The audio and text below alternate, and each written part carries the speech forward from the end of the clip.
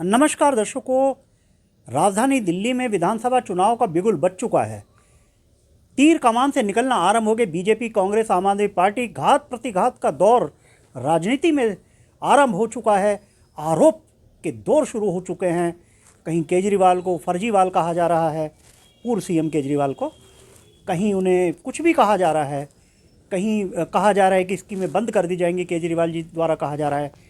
कांग्रेस द्वारा कहा जा रहा है कि ये सभी योजनाएं फर्जी हैं। बीजेपी और आम आदमी पार्टी दोनों ए और बी टीम है, दोनों मिलकर खेल रही हैं। दिल्ली की दुर्दशा हो चुकी है और कांग्रेस को वापस लाइए।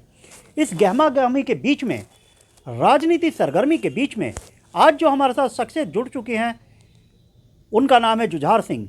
आम आदमी पार्टी के जुझारू कार्यकर्ता मैं समझता हूँ वो हैं। तो आइए उनसे जानते हैं कि दिल्ली के दिल में क्या है।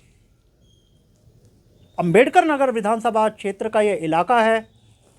विधानसभा चुनाव के लिए आम आदमी पार्टी ने तीसरी बार अजय दत्त को, जो कि सिटिंग विधायक भी हैं, इस समय वर्तमान में विधायक भी हैं अजय दत्त, उनको पुनः विश्वास जताते हुए अपना टिकट दिया है। क्या अजय दत्त जीत की हैट्रिक लगा पाएंगे अथवा नहीं? कांग्रेस और बीजेपी का स्थान आप कहां समझते हैं?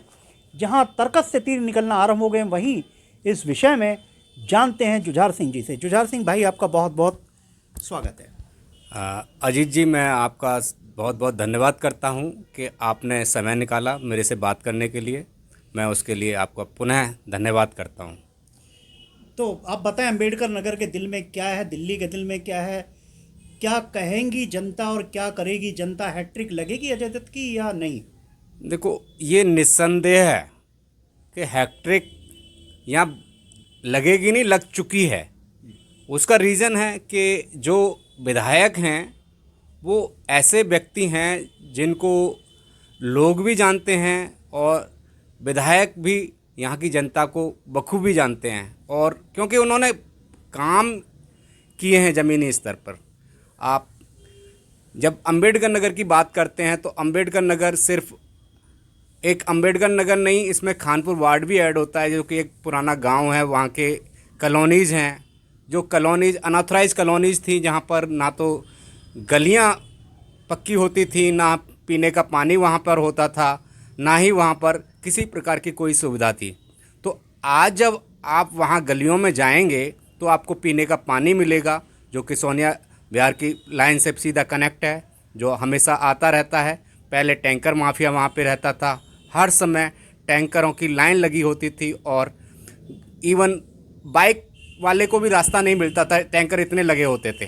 तो आज की जो स्थिति है, उस स्थिति को देखेंगे तो आपको वहाँ पर पानी मिलेगा, आपको वहाँ पर सड़कें मिलेंगी और किसी प्रकार की कोई असुविधा वाली बात है ही नहीं। इसलिए वहाँ की जो जनता है ना, अंबेडकर नगर का, एमबी रोड का इधर साइड का इलाका और उस साइड का इलाका, दोनों को मैं एक साथ देखता हूँ, तीनों वार्ड्स को, तो आप देखेंगे कि सभी लोग सुविधाओं से परिपूर्ण हैं।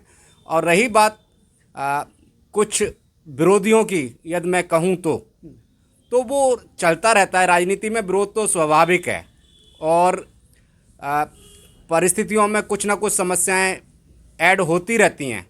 तो ये कुछ नया नहीं है, लाइफ है तो कुछ ना कुछ प्रॉब्लम आती रहेगी, और कहीं पे कोई छोटी मोटी कुछ प्रॉब्लम है भी तो उसको सॉर्ट आउट किया जाता है और इमीडिएटली किया जाता है।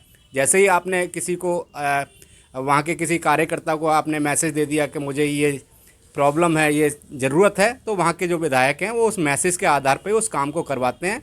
तो एक बहुत ही अच्छी मैसेज जो है जनता के बीच में जाता है, इसलिए जनता उनको पहचानती है, उनके काम को पहचानती है और उनको निसंदेह है कि उनका हैट्रिक लगने वाला है।